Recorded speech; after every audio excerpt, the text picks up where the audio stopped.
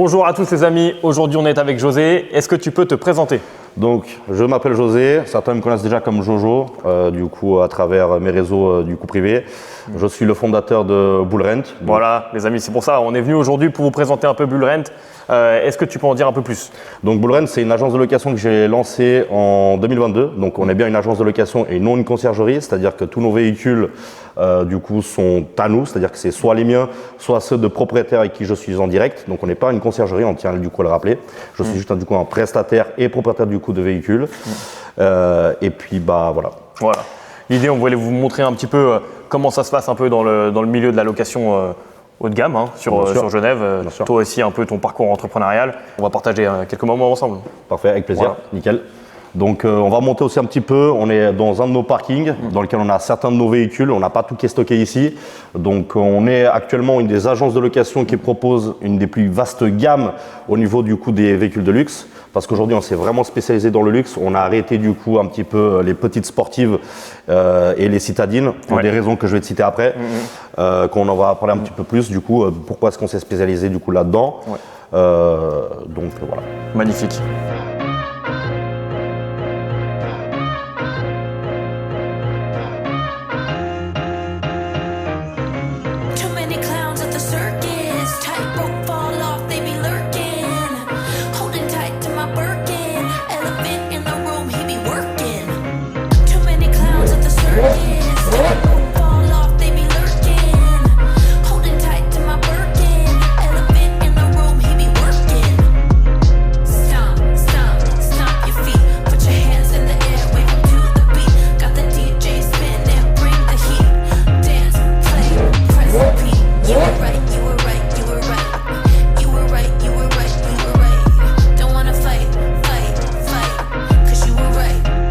Bon José, on est en voiture, tu vas en profiter pour nous raconter un peu ton parcours? Bien sûr, écoute, comme je t'avais dit tout à l'heure, je me suis lancé en 2022,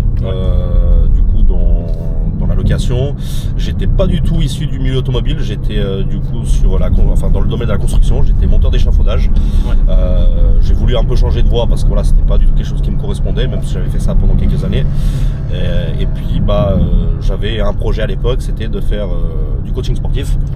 En salle de sport, et j'avais un véhicule privé à l'époque, une BMW M2 compétition orange que beaucoup d'entre vous peut-être connaissent déjà, elle était assez connue, et je voulais avoir une activité annexe qui me permette d'arrondir un petit peu les fins de mois, et pas mal de mes potes s'étaient lancés dans la location, donc moi je m'étais dit écoute, pourquoi pas, tu vois, ça peut être aussi un domaine dans lequel je peux faire quelque chose.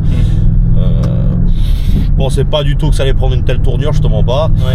Mais voilà, c'était un domaine dans lequel je voulais quand même mettre une petite patte dedans. Donc je m'étais lancé avec la BM. Et j'avais eu la chance d'avoir quelqu'un de ma famille qui m'avait proposé de faire aussi un truc avec lui. Donc j'avais pris aussi une Audi RS3. Donc finalement, un peu comme tout le monde, on se lance avec les petites sportives. Exact. Donc comment ça se passe au départ pour trouver tes premiers clients? Alors, moi j'avais directement créé Instagram parce que je suis de la génération Instagram. Aujourd'hui, on voit beaucoup de TikTok. Les jeunes sont beaucoup plus sur TikTok que moi. En l'occurrence, moi je suis pas du tout quelqu'un qui aime ces réseaux sociaux. Donc moi j'étais beaucoup sur Instagram. Donc j'avais créé ma page et j'ai eu la chance, comme je t'ai dit, j'avais certains de mes potes qui s'étaient lancés avant moi, qui m'ont envoyé un petit peu mes premiers clients. Et je pense après ce qui fait la différence aussi pour fidéliser, c'est toi et ta personne en tant que vendeur, en tant que professionnel, tu vois. Tu peux rapidement te faire un carnet client parce qu'au final, même si les gens viennent d'ailleurs, s'ils aiment ta personne, s'ils aiment ta façon de travailler, au final tu peux les fidéliser comme ça. Après j'ai commencé comme tout le monde, c'était un petit peu, j'avais pas de bureau, j'avais pas de local, j'avais pas de parking, je m'étais lancé un petit peu dans la rue, disons les choses telles qu'elles sont. Et petit à petit j'ai commencé à évoluer, j'ai racheté une voiture, puis une autre, et au final on est arrivé sur un parc auto aujourd'hui qui atteint, je crois qu'on est à 25. 25, donc, magnifique. 25 véhicules, alors c'est pas toi moi, mais disons que bien sûr, comme j'avais cité tout à l'heure, je suis l'unique et seul prestataire pour tout ce qu'on propose à nos clients. Si tu peux parler chiffres, aujourd'hui qu'est-ce que tu arrives à générer, en tout cas peut-être avec certaines voitures, pour en motiver certains? Bon, ça c'est toujours un peu la question piquante.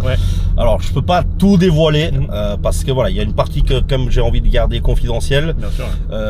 La location, tu sais, c'est un domaine dans lequel tu peux gagner gagner beaucoup d'argent, mais tu peux aussi t'endetter très vite. Pour de multiples raisons, pour des questions de douane, pour des questions de taxes, pour des questions d'assurance, de non pris en charge du coup par tes sinistres et ce genre de choses-là.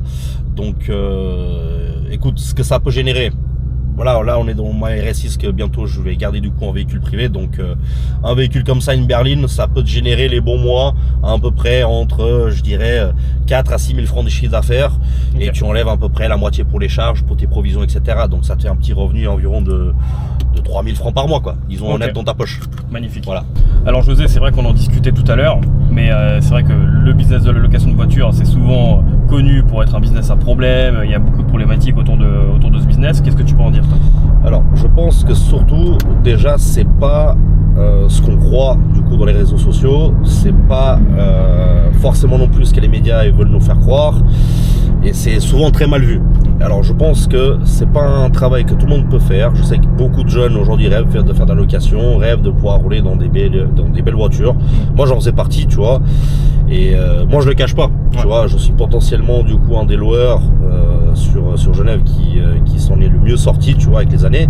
Parce que ça fait déjà 3 ans. 3 ans c'est déjà une belle longévité du coup dans ce domaine. De par les risques que du coup tu cites. En fait, ce qu'il faut comprendre, c'est que dans tous les domaines, il faut avoir une part de chance. Tu vois, on va pas se cacher, tu vois, si t'as pas de chance, au bout d'un moment, il faut travailler pour. Mais si tu n'as pas de chance, il y a un moment, ça va coincer. Moi, j'estime que j'ai beaucoup de chance parce que j'ai pas forcément eu beaucoup de casses. J'ai pas eu de vol. Je suis, je pense, un des seuls loueurs de Genève qui n'a jamais été volé avec quand même 2000 soumissions. Hein. Aujourd'hui, on a 2000 contrats. Donc il y a toujours une part de chance quand même. Il y a toujours une part de chance. Après, il y a aussi les compétences professionnelles et sociales que tu développes. C'est-à-dire que le client, il faut le cerner. Il faut savoir du coup faire ses vérifications un petit peu à gauche à droite. Voilà, regarder avec les collègues s'ils le connaissent déjà. Donc tu demandes les documents du client.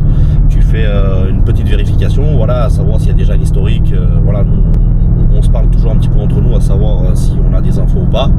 Et suite à cela, c'est un petit peu tes compétences en tant que personne. Il faut que tu saches du coup le gars, voilà, un peu à part son âge, voilà, on va pas se le cacher, c'est principalement les jeunes qui posent des problèmes. Et ensuite, il y a un truc qui, selon moi, qui fait la différence dans ce domaine-là, c'est les cautions. Ça, c'est un truc, moi, j'incite tous les loueurs à prendre des cautions qui sont conséquentes et qui sont en adéquation avec le style de véhicule que vous louez, parce que on va pas se le cacher, hein, quand il y a de l'argent sur la table, c'est ça concrètement qui va freiner les gens. Bien sûr, alors des fois non, tu vas toujours tomber sur des gens qui sont inconscients, qui vont boire, qui vont faire la fête, qui vont pas être en état de conduire. Mais globalement, je pense, de manière très honnête, que l'argent, ça freine quand même les gens à faire des conneries. Donc moi, de mon côté, je te dirais que c'est pas un business pour tout le monde. Il faut savoir avoir un petit peu la tête froide. Il faut rester maître de soi-même. Il y a des fois où c'est énervant, il y a des fois certains ne comprennent pas. Mais disons qu'avec le temps, il faut apprendre, tu vois. Il faut pas rester toujours toi dans ton caractère, être là à hausser le ton, quoi. Non, le client il arrive, il faut être respectueux, il faut savoir parler. Et je pense que c'est comme ça que tu arrives petit à petit à te construire une bonne clientèle, tu vois. Moi, globalement, je pense que si vous mettez des barrières aux clients, si vous instaurez du coup un climat professionnel, à pas que ce soit quelque chose de trop familier, je pense que sur le long terme, c'est ça qui peut faire la différence, tu vois.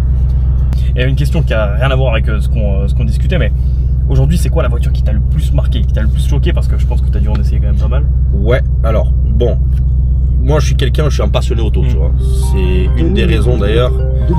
Business Audio. Hop, pardon, on était interrompu. Moi je suis un passionné auto, c'est aussi pour ça que je suis loueur, parce que je fais pas ça uniquement du coup pour le business, pour l'argent.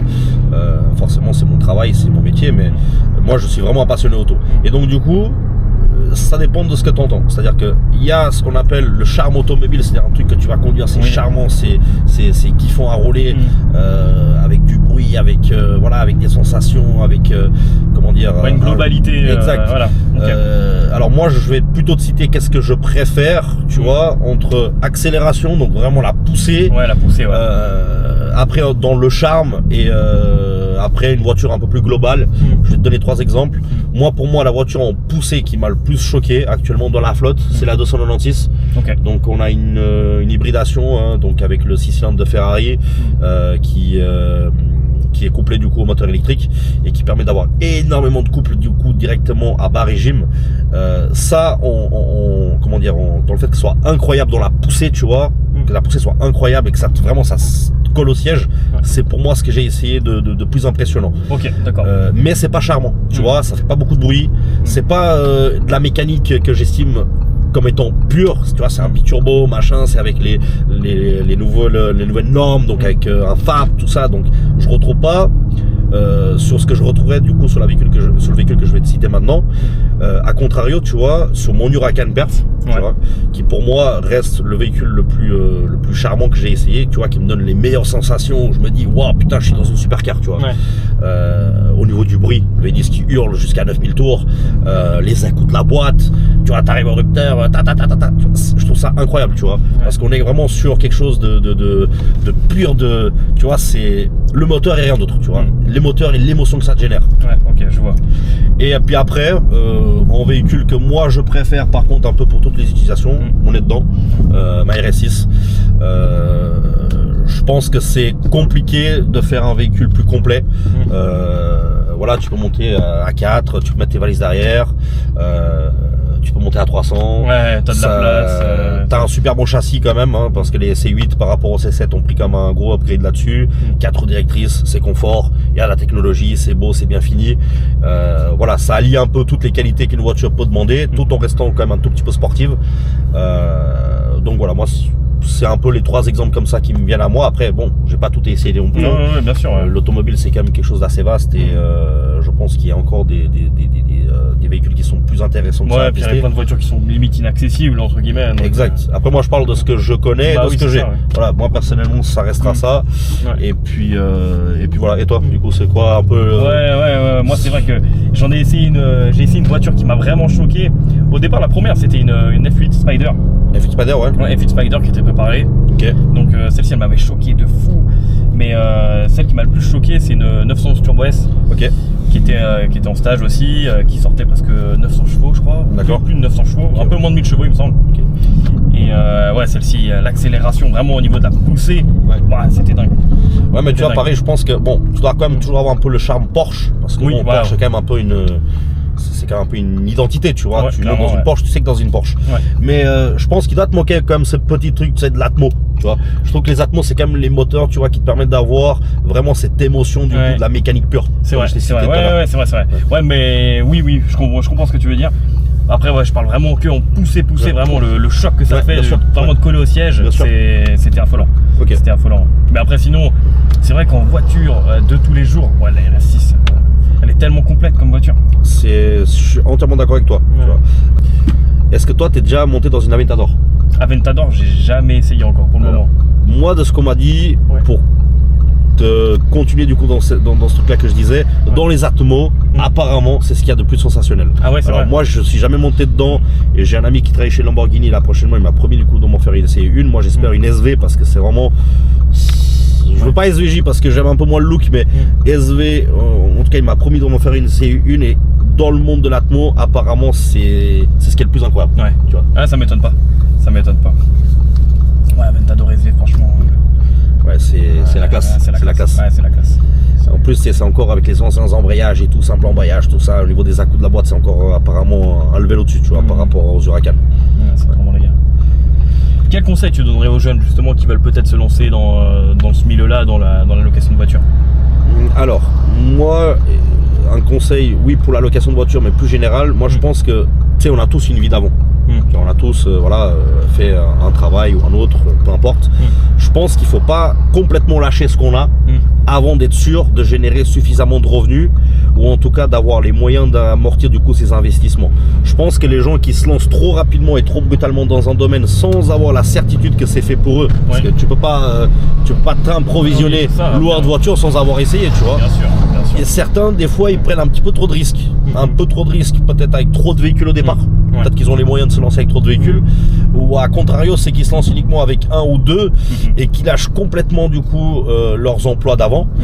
Moi, je pense que ça, c'est une erreur. Je pense qu'il faut continuer à travailler, tu vois, continuer à avoir son activité, peut-être la réduire. Hein, si, imaginons, tu es dans un emploi du coup, tu es à 100% et tu veux éventuellement faire de la location, parce que c'est principalement les week-ends. Je pense que c'est intéressant du coup de réduire son taux horaire, peut-être pour avoir un peu de temps pour se créer un business du coup comme la location. Mais je pense que la plupart des erreurs que les entrepreneurs au départ quand ils se lancent, c'est de tout miser sur un truc, tu vois. C'est vrai. Et si au final tu te lances et ça marche pas forcément, tu dois tout recommencer de zéro. Après bon, il y en a certains, ils ont leur famille, ils ont leurs parents. Bon, on est dans un tunnel, petite.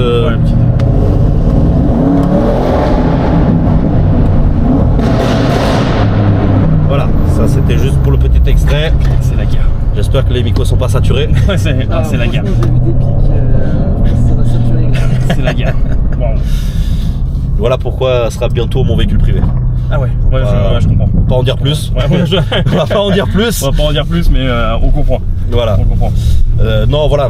Pour moi, principalement, c'est ça le gros du problème quand tu te lances dans un business, c'est de penser. Alors, c'est bien hein, d'avoir de l'ambition, hein, mais il faut être réaliste. Quand tu te lances.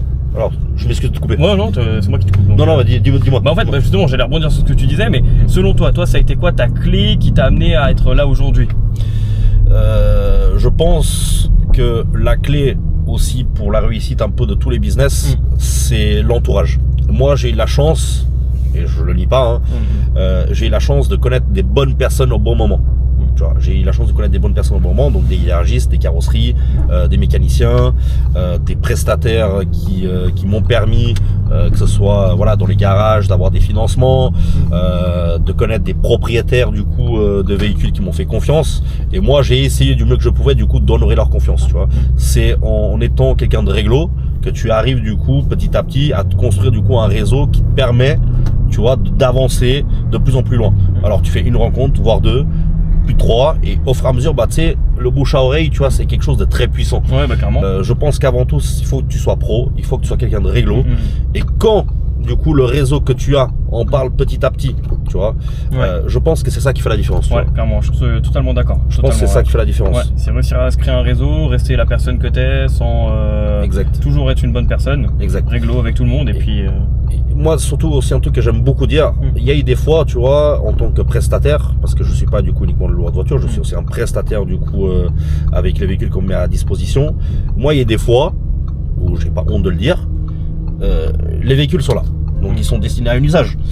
Je préfère des fois quand on a un client qui arrive en last minute, bon, on a personne d'autre, on le fait partir pour un peu moins cher, le propriétaire il prend son argent, et moi des fois je réduis, voire je prends pas de commission, mais au moins la voiture elle tourne, et au moins on paye les factures. Bien sûr. Parce que ça c'est la base de tout métier. Si au bout d'un moment toi tu vas être trop gourmand à tout le temps vouloir travailler pour toi, tu vas perdre la confiance des gens. Parce que on a tous besoin d'argent. L'argent n'est pas une fin, on en a tous besoin, mais il y a des fois, on gagne pas que ça. Il y a des fois, on va gagner un lien, on va gagner une amitié, on va gagner une entente, tu vois.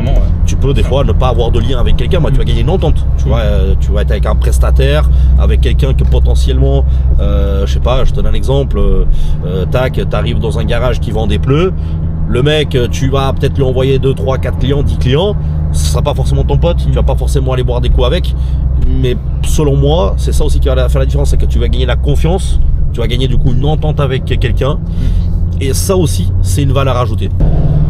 Mais bon, malheureusement, tu sais, l'humain aujourd'hui, tu vois, il voit l'argent. C'est le nerf de la guerre. Hein. On va être honnête, hein, c'est le nerf de la guerre. Mais pour moi, personnellement, tu vois, je me dis que des fois, je préfère gagner moins et gagner d'autres choses à côté qui sont pas du domaine du pécunier. Et c'est ça aussi qui te permet d'aller plus loin. Moi, selon moi, c'est vraiment ça la clé, c'est que ça te permet de développer ton réseau. Les gens, ils vont le prendre en compte parce que toi, demain, on fait un truc ensemble. Moi, de mon côté, je vais t'apporter un service où je vais travailler entre guillemets gratuit. Hein. Toi, tu es un humain, tu vas remarquer ce genre de choses. Donc, ça va te dire, mais tiens, le mec, il n'est pas uniquement là pour les intérêts. Tu vois, on a autre chose du coup à gagner qu'avec ça. Clairement. Tu me posé la question du coup de qu'est-ce qu'il peut avoir comme problème, mais en détail, je vais te donner du coup un exemple du coup que moi j'ai eu avec un client qui a pris du coup une de mes voitures pendant que j'étais parti en vacances. Ok. Moi, tac, je me barre du coup en vacances, je laisse du coup à lui. Et le gars, je le connaissais déjà, c'était pas un pote, mais c'était un client qu'on s'était déjà vu plusieurs fois. Il avait loué, toujours mis une caution, toujours. Et il n'y avait aucun problème du coup avec lui. Ok. Je me suis dit bon, je pars en vacances, après lui il fait le retour du coup avec un collègue à moi et les choses vont bien se passer. J'atterris là-bas, le lendemain je me réveille, tu vois, je vois à 5h du matin, il y avait 3 appels. Donc c'était la police, je l'ai appris un peu plus tard. Et je me dis la voiture, bizarre, elle est pas du coup chez le client, elle était du coup dans une fourrière. Ok. Je me dis super bizarre et je vois dans l'application BM plein de voyants, ABS, trucs, Ah merde. machin. Et là je me dis il s'est passé quoi? J'appelle le client, pas de réponse. Je rappelle les numéros, bah forcément c'était les policiers, ils étaient en service de nuit, ils étaient allés se coucher, donc pas de réponse non plus. 13h, tac, j'ai le policier qui décroche. Ouais, vous êtes où? Et je me dis mais comment ça, je suis en vacances monsieur, je suis en Espagne. Et il me dit vous avez votre véhicule du coup qui a fait un accident du coup vers les Charmilles. Le véhicule a été abandonné. Il a zigzagué. T'es là. T'es là comme ça. Il a zigzagué. Ouais, mais ça peut être une blague.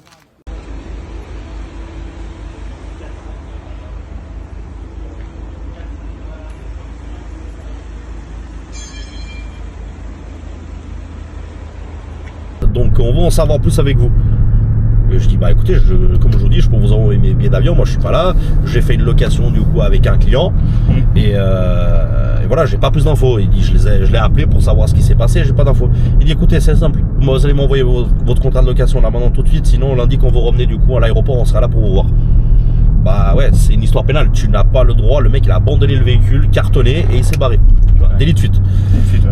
Donc ça c'est un des plus gros problèmes que tu peux avoir, c'est le comportement de tes clients. Ouais. C'est-à-dire que si la personne, l'histoire est partie au pénal, hein, au tribunal, le mec quand il a abandonné du coup le véhicule, déjà premièrement bah, il a pas sécurisé les yeux, hein, il a cartonné d'autres voitures, il s'est barré. Ok. Et en plus de cela, il se n'est pas soumis du coup à un test d'alcool. Donc il s'est passé quoi avec l'assurance, réduction de prestations et moi j'ai été pénalisé de 30%. Les amis, on a sélectionné un bel endroit. On est sur un magnifique rooftop ici à Genève, où on filmera la vue un peu plus derrière.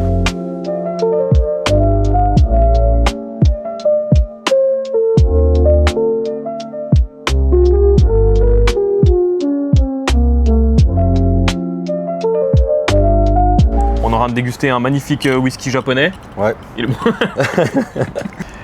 Tu vas nous raconter, parce que toi, tu m'as dit que tu avais fait partir un jour une Ferrari, c'est ça? Pour Renoir. Ouais, alors ça nous est arrivé du coup d'avoir à travers un prestataire du coup de la Côte d'Azur, Renoir du coup en tant que client. Ok. C'était avec la 812. C'est pas arrivé souvent qu'on ait des célébrités du coup qui nous ont pris des véhicules, mais ouais c'est arrivé du coup pour certains. Et du coup. Est-ce que tu arrives à mesurer l'impact quand une célébrité prend une caisse? Écoute, s'il te partage, parce que c'est pas toujours le cas. Bien sûr. Mais s'il te partage, oui, tu prends une chier d'abonnés. Ouais. Ouais. Alors après, ça reste de la visibilité et la visibilité ne représente sûr. pas des clients, mais ça te rajoute un peu d'abonnés, un peu de vues, etc. Ouais. Ça c'est pas mal. Magnifique. C'est pas mal. Pour le coup, c'est vrai que lui, il avait repartagé du coup après. Et Ah, il avait repartagé. Il avait repartagé. On avait pris, je sais plus, je crois 200 ou 300 abonnés. Ok. En fait, à chaque fois qu'on fait une collaboration du coup avec quelqu'un de connu, ça ramène toujours un peu de monde. Tu Oui, vois. c'est Pas ça. forcément des clients, mais ça te fait gonfler. Mais en toujours fait, un peu ouais, de c'est choses. toujours ça en fait. C'est ça l'idée des réseaux sociaux, hein, c'est pouvoir créer de la visibilité. Et derrière, avec toute cette visibilité qu'on a, au moment où cette personne, où il y a une personne lambda hein, qui a ce projet de louer une voiture, par exemple dans ton cas, et bah, qui pense à toi plus qu'un autre. Bien parce sûr. qu'ils vont te voir tout le temps sur les réseaux. Exact. Et c'est ça en fait la magie des réseaux sociaux, je trouve. Puis même après, il y a une partie de ta clientèle que c'est pas forcément des gens qui reviennent. Donc même si c'est un client qui vient qu'une seule fois et qui va plus jamais revenir, c'est quand même toujours bon à prendre. Ou du moment, encore une fois, où il respecte les conditions, pour nous c'est le plus important. Donc faut pas négliger ce côté-là où tu dis bon bah voilà, c'est une personne qui vient une fois. La personne qui vient une fois te remplit quand même ton agenda, tu vois. suis pas un vendeur de rêve. Je dis pas que du coup pour nous en l'occurrence, parce qu'on est un des plus gros, qu'on a tout le temps du coup nos voitures qui sont tout le temps dehors. Il y a des week-ends où ça dort. Bah bien sûr. Déjà que c'est un boulot qui se passe essentiellement le week-end. Bien sûr. On a parfois des clients en semaine, ça arrive régulièrement.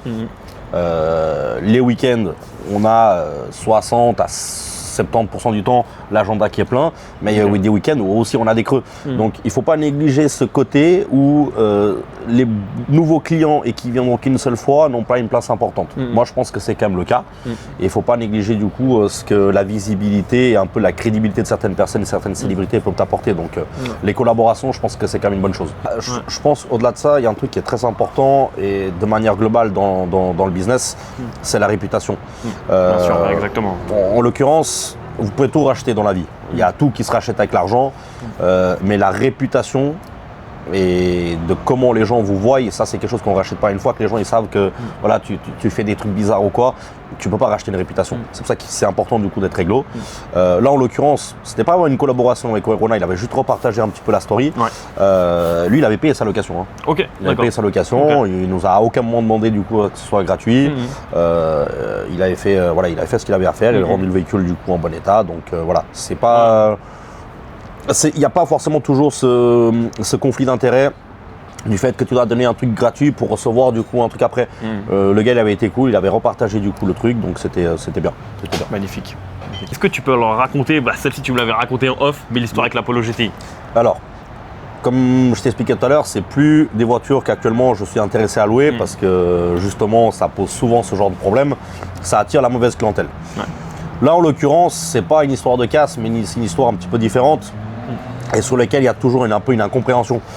Là, en l'occurrence, c'était des jeunes. Ils avaient 18 ans, ils venaient à peine d'avoir le permis. Ils voulaient louer une voiture. Bon, ils venaient de France, pas de jugement de mon côté. Tous les clients sont reçus pareil. Ils arrivent du coup à 4. Moi, j'aime déjà pas trop ça quand ça débarque à 4, du coup, se mettre 50 balles du coup pour faire une loc. Mais ils voulaient la prendre une semaine. Donc au final, c'était assez intéressant, tu vois. Je sais plus, c'était pour un montant de 700 balles la semaine, tu vois. Donc tac, ils viennent à 4. Ils se mettent tout l'argent du coup qu'ils avaient un peu de côté, etc. Et je dis par contre les gars, il me faut une caution quand même un peu cohérente parce qu'ils voulaient mettre que 1000 balles de caution. Moi quand c'est pour des petits jeunes, tu vois, bon bah voilà, j'exige un peu plus. Donc ils m'ont mis un scooter. Et là il se passe quoi? Le soir même. Attends, mais l'histoire de fou, le soir même mec, je reçois un appel du coup de la police du coup française, comme quoi le véhicule finit en fourrière. Ok. D'accord. Je demande, voilà, moi je connais pas mal de monde un peu, la voiture était partie sur Saint-Julien. Je demande un petit peu aux potes et tout. Et là, on m'envoie une vidéo. Oh, les mecs, accrochez-vous. Hein. Le gars, il prend la Polo GTI pour faire des ronds, genre des freins à main, dans un parking. Tu vois. Mais attends, dis-moi que c'est une blague là.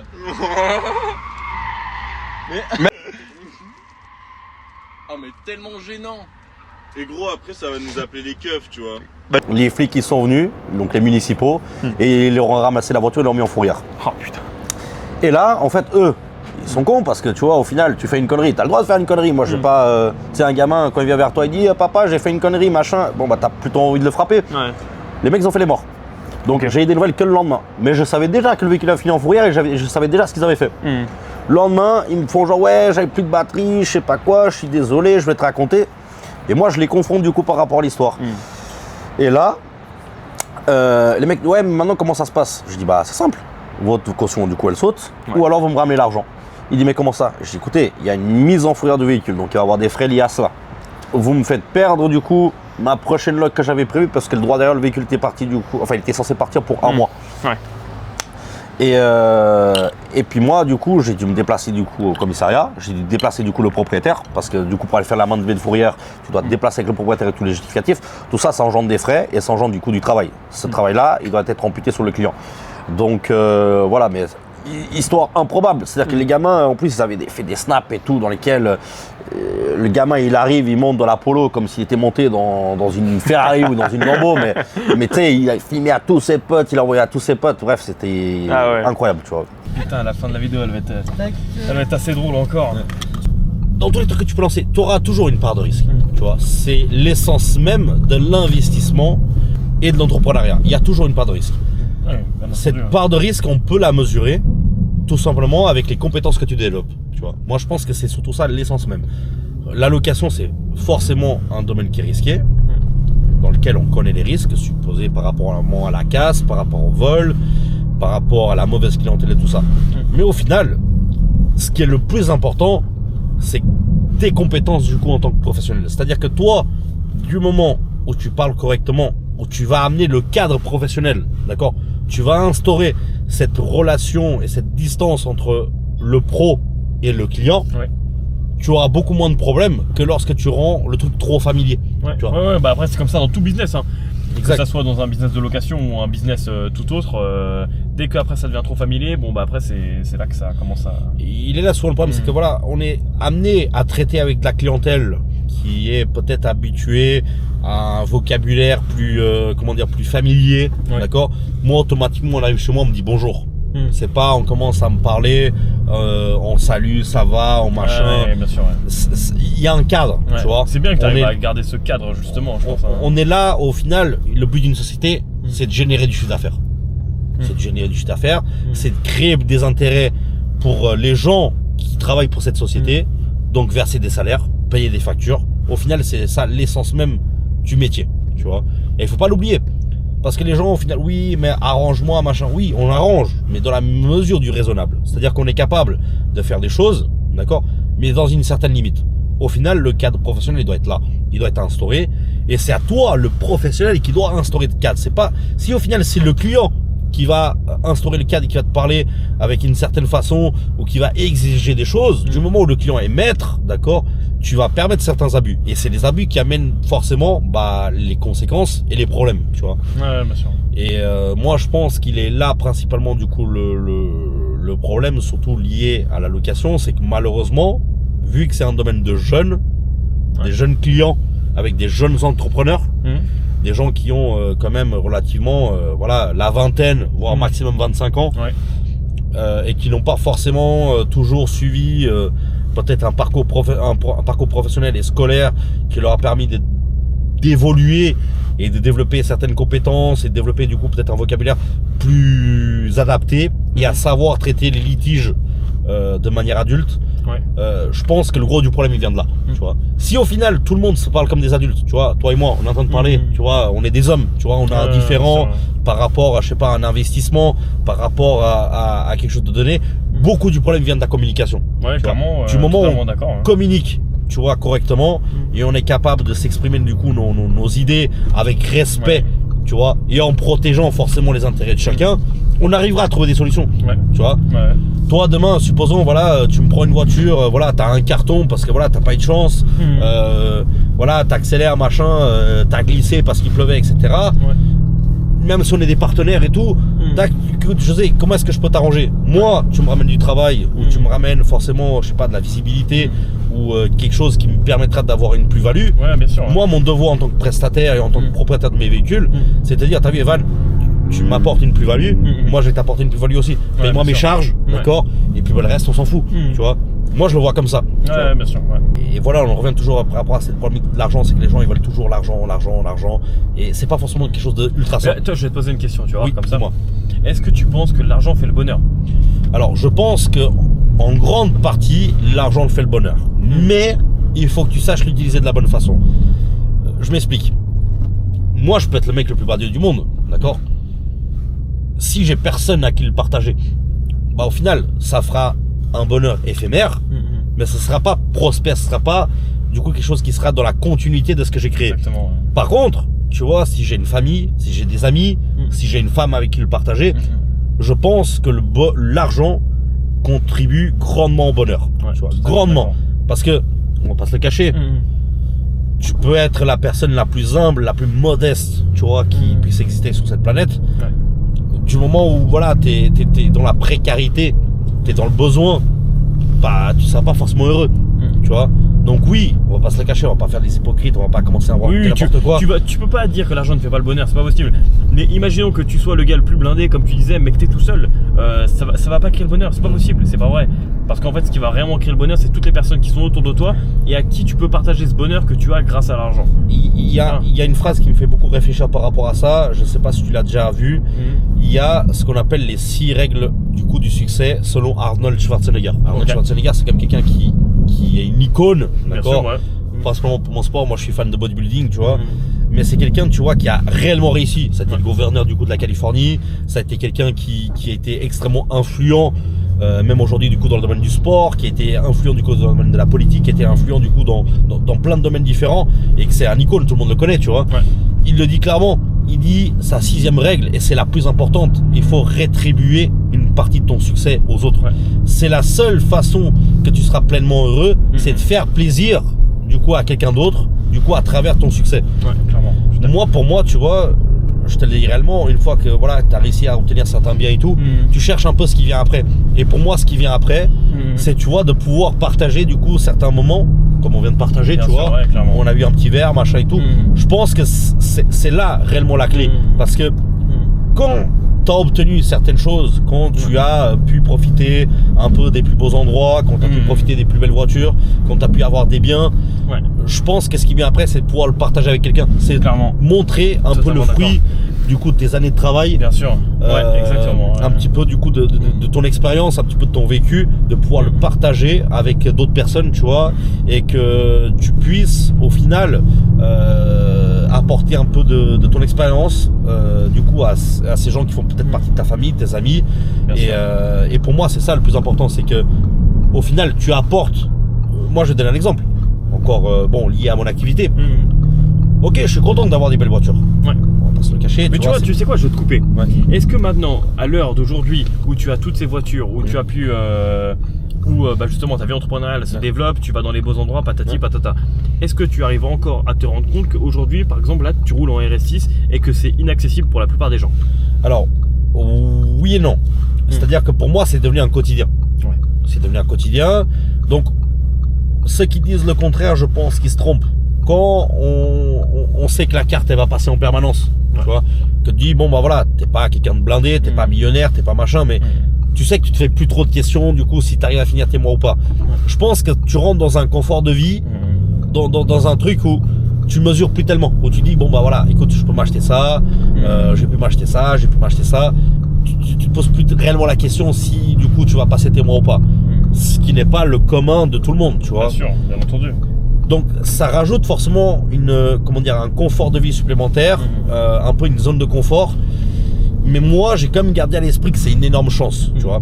Mais pour moi, ce qui me rend vraiment le plus heureux, tu vois, c'est que moi, je gagne de l'argent, ok, je suis content, mais je me dis qu'il y aura des gens autour de moi, tu vois, à qui, d'une manière ou d'une autre, directement ou indirectement, j'ai pu, pour certains propriétaires, leur permettre d'avoir leur voiture gratuite. Ouais, c'est vrai. Ah oui. Tu vois, ouais, il y a des gens, mes amis, j'en ai certains du coup qui sont dans la flotte, tu vois, je citerai pas leur nom parce que c'est pas ce qui est réellement important, mais il y a des gens, quelque chose qui est devenu inaccessible pour eux, bah avec moi, avec mon aide, avec mon expertise, avec mon travail, j'ai pu le rendre accessible, tu vois.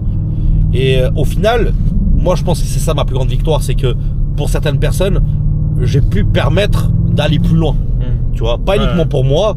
Moi, j'ai réalisé un grand rêve. Tu vois, moi, quand j'étais gamin, je regardais mes parents alors que je viens d'un milieu extrêmement modeste. Tu vois, je disais toujours à mes parents quand je serais grand, j'aurai une Ferrari. Alors, j'ai pas eu de Ferrari, j'ai une Lambo. Par choix personnel, tu vois. Mais on reste dans un équivalent. Et je leur disais ça et mes parents me disaient, bah, il faut que tu étudies beaucoup. Je suis pas quelqu'un que j'ai pu avoir beaucoup d'études. J'ai à peine un CFC, un diplôme globalement assez basique. Mais j'ai pu développer d'autres compétences. J'ai pu développer mon réseau. Bien sûr. J'ai pu développer. C'est pas parce que tu fais un CFC, c'est pas ce qui va t'empêcher de réussir dans le business. Non, absolument pas. Loin de là. Absolument pas. C'est tes expériences de vie, d'accord. C'est un peu le mindset que tu vas créer. Ouais, exactement. Le autour mindset, de ça. la dalle que t'as en toi au final. Exact. La dalle, oui, mais c'est pas que la dalle. Oui, parce c'est pas que la tu dalle, peux avoir la bien dalle sûr, et être un gros rat. Bien d'accord. sûr, bien entendu. Et au bout d'un moment, ça va savoir. Si par contre, avec les gens avec qui tu travailles, t'es réglo, ces gens-là, ils vont te permettre d'aller plus loin. Ils vont te faire confiance, d'accord. Et la confiance amène l'argent. L'argent amène des affaires. Les affaires amènent des liens. Tu vois, parce qu'au final, on peut être des très bons amis, mais si on n'a rien à se dire, au final, bah, il y a rien d'intéressant parce que il y a toujours un conflit un petit peu d'intérêt.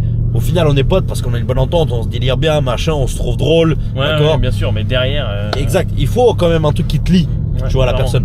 Et moi, je pense qu'aujourd'hui, ce qui me rend le plus heureux, c'est ok, j'ai fait de l'argent pour moi, j'ai construit un beau truc, etc. J'ai une bonne structure, mais je le partage avec des gens. Tu vois, j'ai pu rencontrer des gens incroyables, tu vois, surtout quelqu'un dernièrement, je donnerai pas son prénom, mais il se reconnaîtra très bien, tu vois, qui m'a permis d'énormément avancer du coup dans mon travail. Comment dire, c'est ça qui est fabuleux, c'est que tu rencontres des gens qu'à la base, ce mec-là, il se reconnaîtra, première fois, machin, on discute, on s'entend bien, mais je dis écoute, t'as vu, moi j'ai mes collaborateurs, j'ai mes partenaires, ça m'intéresse pas du coup de collaborer avec d'autres gens. Et aujourd'hui, mec, on est devenus des putains de potes. On s'appelle toutes les 2 heures. Tous les matins, c'est lui le premier qui m'écrit. Tu vois. Et au final, c'est ça qui est fabuleux, c'est que tu développes du coup des relations que tu n'aurais pas imaginées, tu vois. Ouais, c'est vrai, clairement, ouais, c'est vrai. Donc, totalement d'accord. Donc voilà, tu vois. Encore une fois, on en revient toujours au même sujet, c'est que tu vas développer plus que l'argent, tu vas développer plus que d'avoir plus de biens, tu vas développer des relations, tu vas développer des amitiés. Et pour moi, c'est ça qui est le plus beau dans les affaires, c'est qu'on peut aller plus loin que tout simplement ces intérêts que tout le monde voit. Merci la Tequila pour nous dire des aussi belles paroles, mais allez, bisous les amis, abonnez-vous, Bullrent, Evan, voilà, vous savez. Merci à toi pour ton invitation. Merci à toi, je te remercie, t'as partagé pas mal de C'est pas la dernière fois. C'est pas la dernière fois les amis, c'est que le début. Donc abonnez-vous, son compte Instagram, vous allez tout avoir dans la description, et puis on vous dit à la prochaine. Ciao. Donne-lui de la force.